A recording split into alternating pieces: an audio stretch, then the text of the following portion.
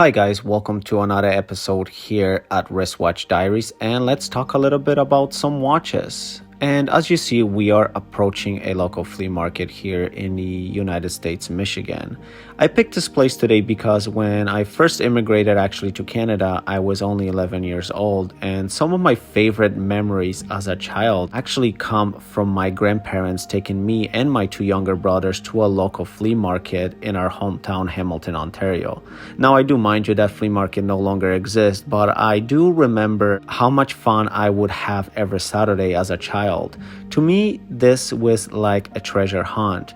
You just never know what you could find inside one of these places. And I actually remember my first purchase in a place just like the one you see here today. It was an old throwback vintage handheld game for around $5 Canadian, which at the time it was a lot of money for me as I only had $10 to spend. So I thought, why don't I visit a local flea market here in the United States and bring you guys along with me for this journey.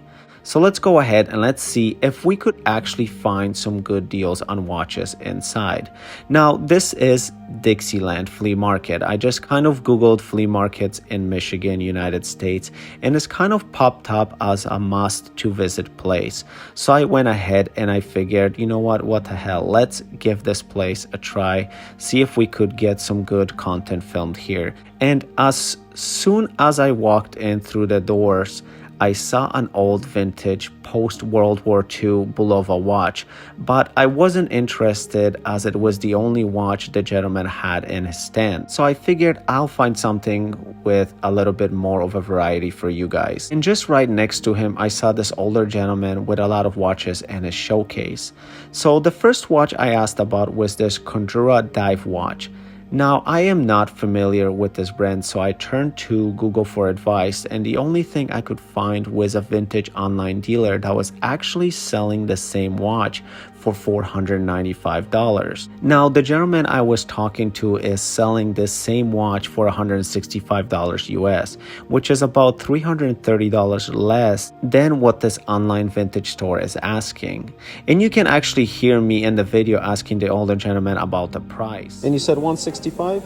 165. Now, keep in mind, I have not yet made an offer. I believe I could have walked away with this watch for about $100 cash, but I was not interested in it whatsoever. Being a watch collector doesn't necessarily mean buying a watch because they are a good deal. Yes, that's part of it, but I also like to buy what I love, and I didn't love this watch whatsoever. Plus, I do have my Seiko Turtle as my daily beater and my diver.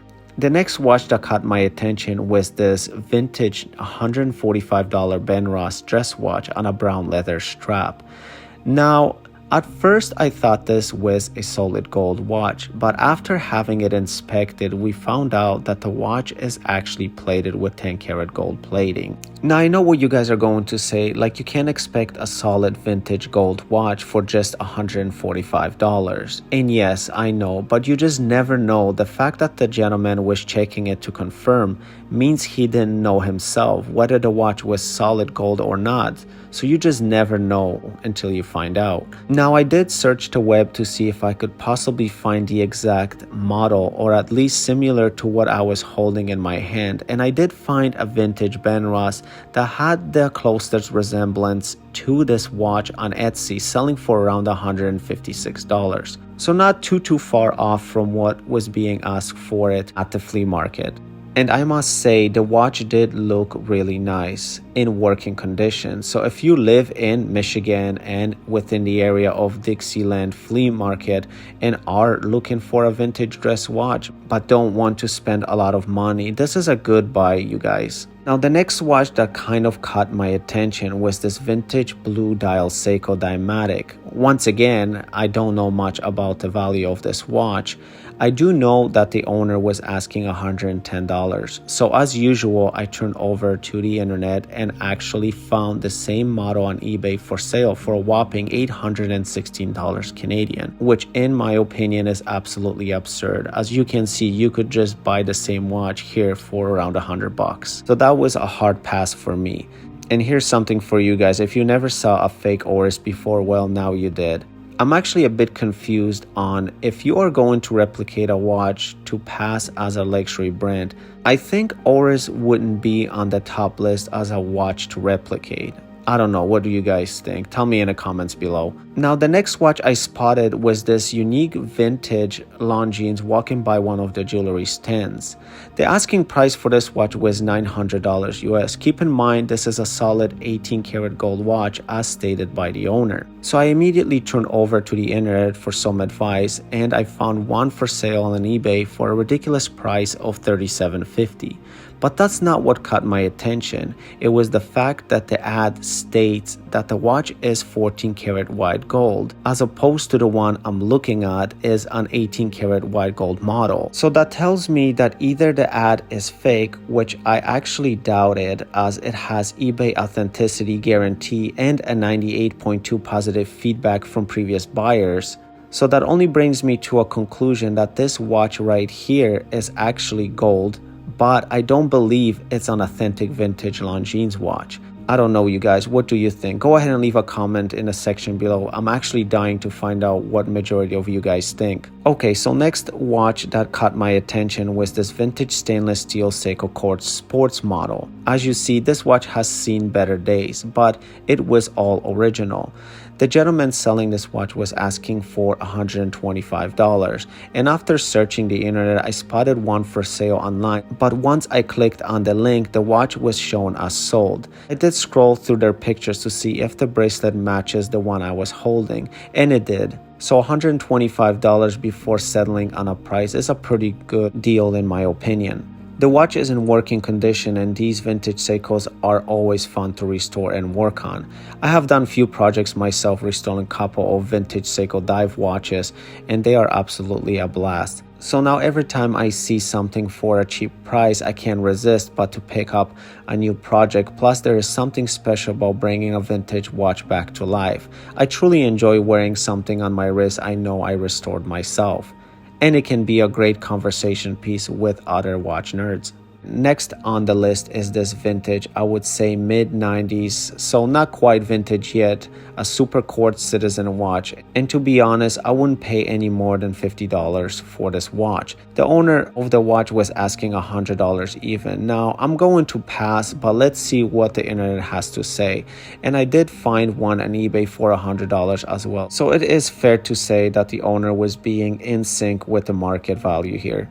I also saw another square watch actually next to the Citizen I just showed you guys. I wasn't interested in this Casio whatsoever, but I thought I'd just show it to you guys, see what you think of it. Maybe you already own it and had it for a long time. I just thought it looked really cool, so it caught my attention.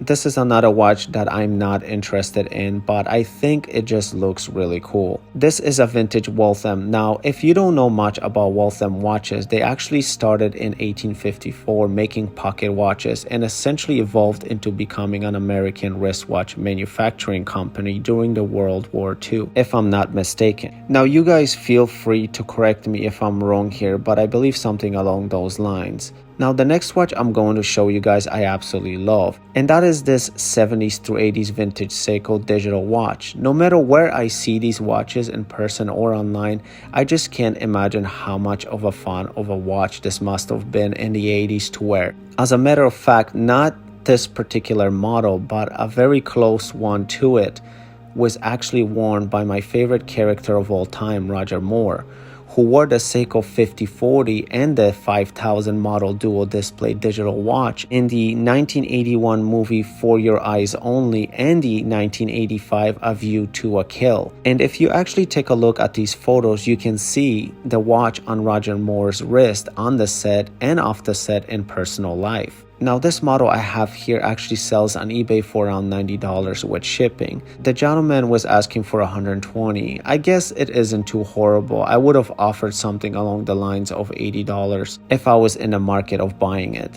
I also looked through a bin of $5 watches to see if I could find a hidden gem, but no luck here, you guys. To be honest, it looked like a designer watch graveyard, and this is why I tell you guys not to buy a cheap designer watch, because it eventually ends up here in this pile of garbage, where someone actually at one point paid a full retail price for it. So save your money, because if you add up all the watches here that you see in this bin, at a retail price of their purchase, you could have used all of that money to buy yourself a nice entry-level luxury watch. Alright you guys, thank you for coming with me on this journey. If you really enjoyed this video and want to see more treasure hunts just like this one, go ahead and give this video a thumbs up, leave a comment down in the section below, and don't forget to subscribe. Also, if you guys have not yet, go ahead and check out the shorts portion of this video, where we simply do a lot of wristwatch rolls and talk about other watch related topics in a very short period of time. Other than that, you guys, thank you for coming, and I'll see you in the next one. Take care.